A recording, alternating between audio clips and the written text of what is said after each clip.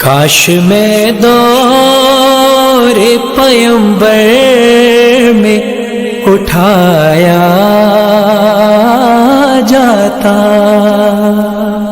کاش میں دور پیمبر میں اٹھایا جاتا، باخدا قدموں میں سرکار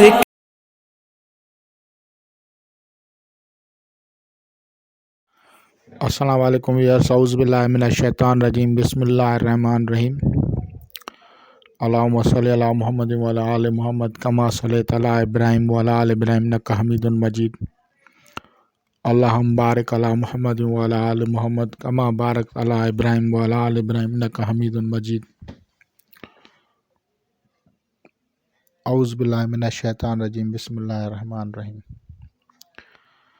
آج ہم ایک نئی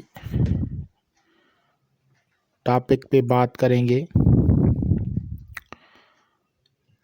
کلمہ طیبہ ہندو مذہب میں۔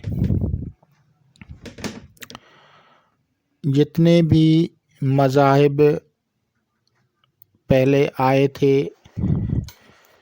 جن جن اقوام کے پاس ہدایت کے لیے پیغمبر آئے تھے، انہوں نے اپنا پیغام اپنی قوموں کو واضح طور پہ دیا تھا، لیکن وقت گزرنے کے ساتھ ساتھ لوگ خود گمراہی میں اور ان کی بتائی ہوئی باتوں سے پھر گئے، وہ خود بت پرستیوں میں پہنچ گئے یا دوسرے غلط عقائد میں پھنس گئے۔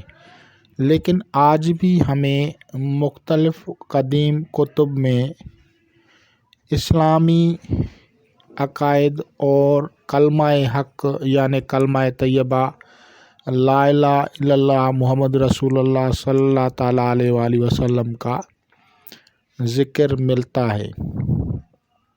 ہندو مذہب بعد میں صرف برہمنوں اور پنڈتوں کے ہاتھ چڑھ گیا، ان کی جو کتب تھی ان تک عام آدمی کی دسترس نہیں تھی، بلکہ ہاتھ لگانا بھی ان کو نہیں دیتے تھے۔ ایسے حالات میں ان کو جو وہ چیزیں بتاتے تھے وہ صرف ان پہ عمل کرتے تھے، چاہے وہ غلط ہوں یا چاہے صحیح ہوں۔ تو آج میری نظر سے ایک بک گزری جس میں ایک حوالہ تھا سام وید کا، سام وید فاٹک نمبر 2 اور وشتی نمبر 6 منتر نمبر 8۔ وہاں پہ لکھا ہوا ہے ہا ہا یعنی لا الہ، ہو یعنی الا اللہ، اور محمد رسول اللہ کو وہاں پہ ہی لکھا ہوا ہے، یعنی ہا ہا ہو ہی۔ یہ برہمن لوگوں کو پتہ ہے، لیکن وہ اس کو انکہی کہتے ہیں، یعنی یہ نہیں کہنا چاہیے، اور اس کو چھپاتے ہیں۔ اس چھپانے کی وجہ سے لوگوں کو اس کے بارے میں پتہ نہیں چلتا، لیکن اللہ تبارک و تعالیٰ کو جو کچھ بھیجنا تھا اپنے بندوں تک انہوں نے بھیج دیا یا پہنچا دیا۔ اسی طرح ہندو مذہب میں اللہ تبارک و تعالیٰ کے بھی نام آتے ہیں، جن میں ایک نام ہے ایشور۔ یہ ایشور لفظ جو ہے اس کا مطلب ہے ایشا والا، ایش جو ہے عشا، اور ور کا مطلب ہے والا، یعنی وہ جو عشا والا ہو، جو مرضی کا مالک ہو۔ عشا کہتے ہیں مرضی والا، مرضی کا مالک۔ ایشور اس سے بنا۔ اسی طرح دوسرا لفظ ہے جو میں بتا رہا ہوں، یہ بھی آپ لوگوں کو کوئی نہیں بتائے گا۔ کیوں نہیں بتائے گا؟ کیونکہ یہ ان کو جیسے ہماری گدیاں ہیں، تو ہم اپنے سلسلے کی گدیاں جو ہیں جیسے نقشبندی ہیں تو وہ کہتے ہیں اللہ کا مراقبہ کریں سانس کے ساتھ. پھر دوسرے جو ہیں وہ کہتے ہیں اللہ کریں. پھر دوسرے ہیں وہ کہتے ہیں لا الہ الا اللہ محمد رسول اللہ صلی اللہ تعالیٰ علیہ وآلہ وسلم مکمل کلمہ پڑھیں. پھر چوتھے ہیں وہ کہتے ہیں لا الہ الا اللہ اللہ علیحدہ علیحدہ کر کے پڑھیں یا کو صرف پڑھو.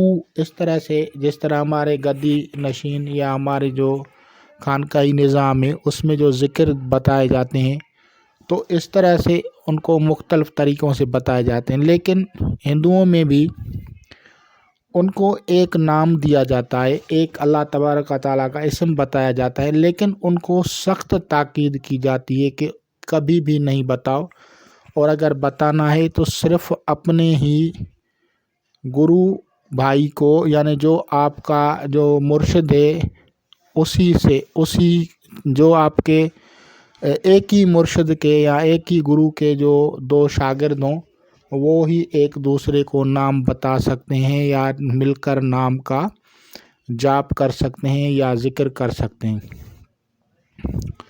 تو ان اسماء میں جو مشہور 10 اسماء ہیں یا اسماء ستہ بھی ان میں مشہور ہیں, تو ان میں ایک نام آتا ہے سوہنگ. یہ سوہنگ جو ہے اس کو وہ زیادہ پڑھتے ہیں سوہنگ. اس سوہنگ کا مطلب ہے سندر, یا دوسری زبان میں اگر ہم کہیں تو جیسے کہتے ہیں سونیا یا سونا, یعنی جس کی ہر چیز جو ہے اچھی ہو.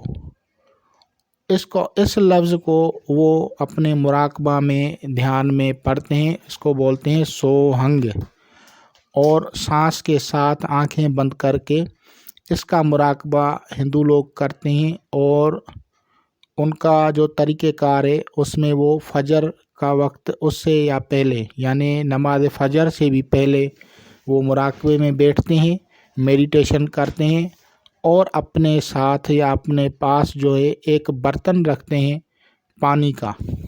اس پانی کے برتن میں جو ہے پانی ڈالتے ہیں, خاص طور پہ دریا کا, اور ان کا جو رخ ہوتا ہے مراقبے کے دوران وہ شمال ہوتا ہے. اس سے ان کی جو وائٹل فورس ہوتی ہے, جو میں نے اپنی گزشتہ ویڈیوز میں بتائی تھی کہ وائٹل فورس کی جو ویوز ہوتی ہیں وہ ایسٹ سے ویسٹ کی طرف اور نارتھ سے جو ہے جنوب کی یعنی ساؤتھ کی طرف جاتی ہیں. تو اس کو جب میڈیٹیشن کوئی کرتا ہے تو وہ ویوز جو ہوتی ہیں وہ آپ کے ہارٹ کو اور دماغ سے ٹچ کر کے وہ عکس جو ہے آپ کے جو ہے دل پہ واضح کرتے ہیں. تو میڈیٹیشن کی وجہ سے پھر وہ وہاں سے کشف کھل جاتا ہے. تو اسی طرح ہندو لوگ جو ہیں وہ اس نام کا جو ہے کرتے ہیں ذکر, اور اسی سے ان کو فائدے حاصل ہوتے ہیں.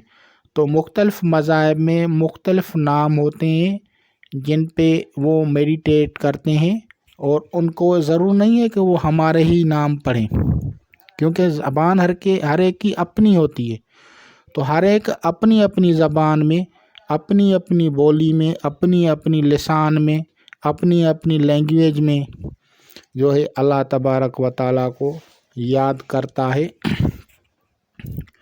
ہاں یہ الگ بات ہے کہ ان میں ایک رواج پڑ گیا ہے پیچھے سے کہ وہ اپنے دوسرے طریقے بھی کر لیتے ہیں, لیکن جو اصل ان کا طریقہ کار ہوتا ہے, جو ان کے گدی نشین ہوتے ہیں یا جو ان کے مرید ہوتے ہیں, ان کے گرو ہوتے ہیں یا ان کے چیلے ہوتے ہیں, تو وہ روزانہ کے بنیاد پہ میڈیٹیٹ کرتے ہیں رات کو اور صبح کو. تو میرے کہنے کا مقصد یہ ہے کہ اللہ تعالیٰ نے اپنی شان, اپنے محبوب صلی اللہ علیہ وسلم کی شان مختلف کتب میں, قدیم کتب جتنے بھی ہیں دنیا کے جتنے بھی مذاہب میں, سب میں ذکر کر دیا ہے. یہاں یہ الگ بات ہے کہ ہمیں نامعلوم ہونے کی وجہ سے, اس چیز کا پتہ نہ ہونے کی وجہ سے وہ لوگ ہم سے چھپاتے ہیں اور حقانیت کو چھپاتے ہیں, سچائی کو چھپاتے ہیں. تو انشاءاللہ تعالی العزیز آپ لوگ اس سے استفادہ کریں گے. خدا حافظ.